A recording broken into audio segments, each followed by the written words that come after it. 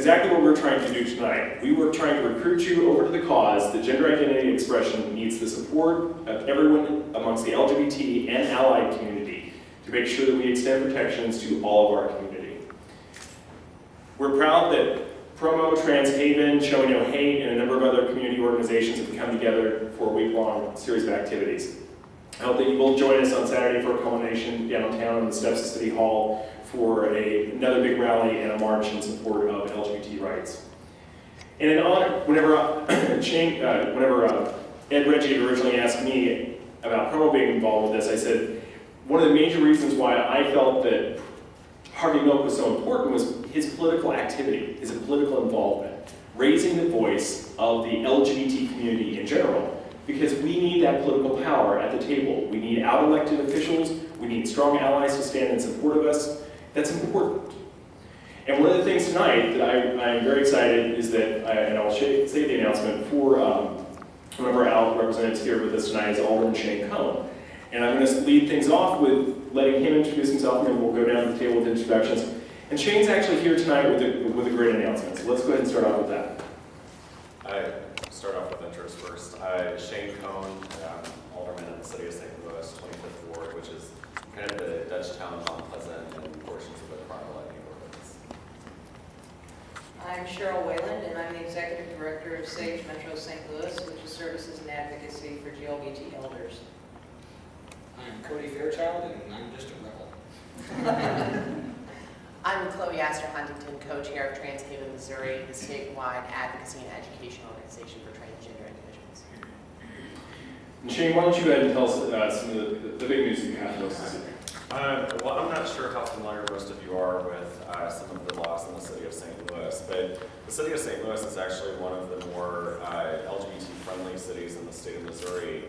And we've actually had a law on the books for a number of years now that established a civil rights enforcement agency that is also led by a commission of appointees that are appointed by the mayor, and it's a citizen-based commission called the CREA Commission. And so that commission and that law actually currently protects the LGB members of our community. And tomorrow at the Board of Aldermen, I will actually be introducing a piece of legislation that will include gender identity and expression and the law that basically would prohibit discrimination based upon gender identity and expression for housing, employment, and other purposes as well. So I'm very excited that we're going to be able to do this. It's been a long track over the last few months to make sure that we have some of the support. We've worked with the mayor's office on this. We've worked with Ruby Bonner, who is the executive director of the Civil Rights Enforcement Agency, is aware of it and supportive of it. She will actually be down at the board meeting tomorrow to show her support for the legislation. And so hopefully, the process is going to take a little bit of time because it has to get assigned to committee and get voted out of committee and go out for the board for a full vote and all of that. But I'm very, very optimistic that this will happen this year. So I'm pleased to make the announcement tonight that we'll hopefully have a very trans-friendly piece of legislation that will pass out the board. Be a full transition from one sex to another. That in the workplace or related to real estate issues and whatnot can present problems and can present discrimination. An ordinance like this will actually prevent discrimination from hiring, firing, and through leaseholds and real estate purchases and so on and so forth.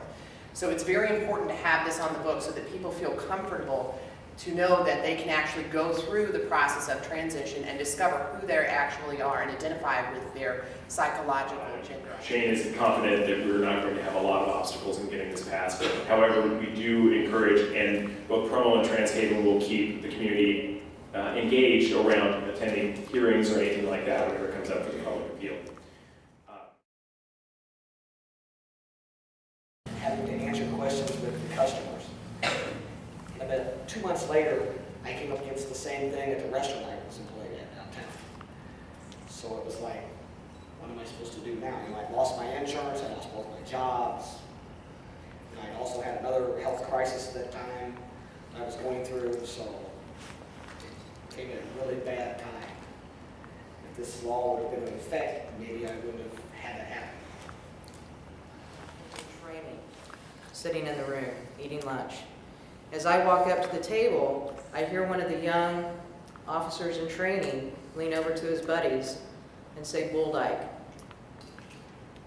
Now at that time, I experienced a sense of fear that I probably had never really experienced in my life.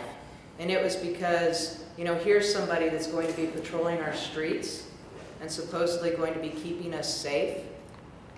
But he saw me in a manner that really scared me from his response. And my thought was, if he pulls me over one night on a dark street in St. Louis, what might he do to me? Because he thinks that I need to look a different way or be a different way.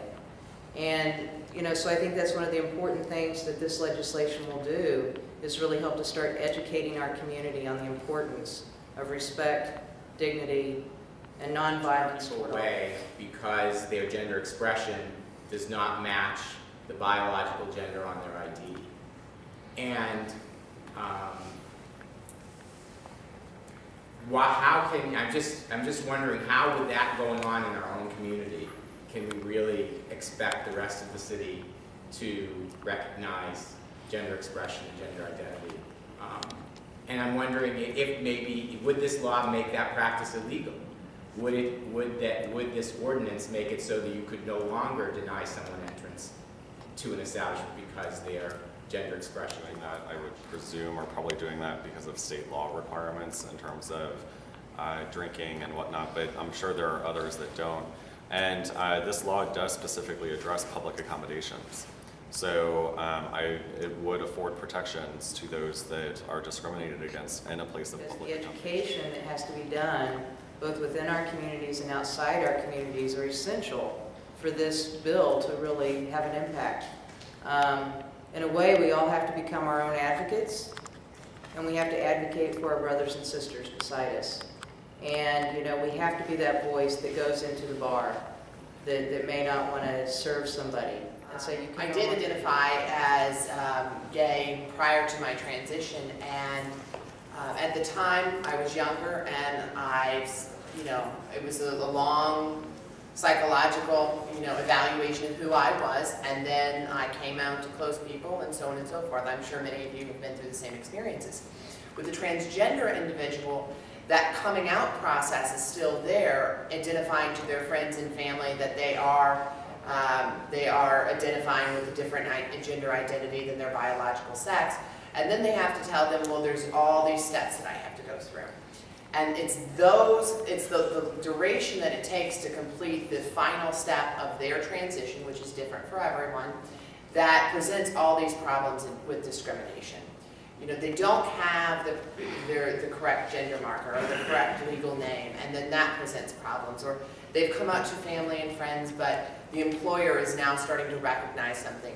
And it's protections that are guaranteed in this ordinance, and there are several that are enumerated, that will allow them that, the ability to breathe, that space and that comfort that they've desired for so long, that they say, I can do this now because the law is on my side.